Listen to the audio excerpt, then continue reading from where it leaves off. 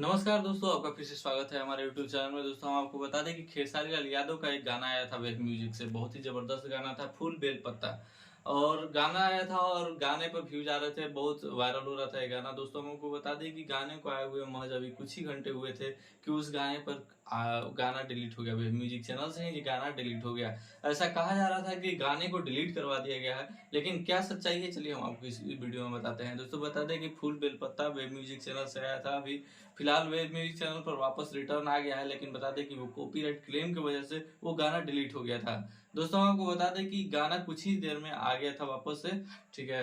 और वो अभी है चैनल पर उपलब्ध हो गया है दोस्तों, लेकिन हाँ, कुछ समय के लिए कॉपीराइट क्लेम की वजह से वो गाना डिलीट हो गया था।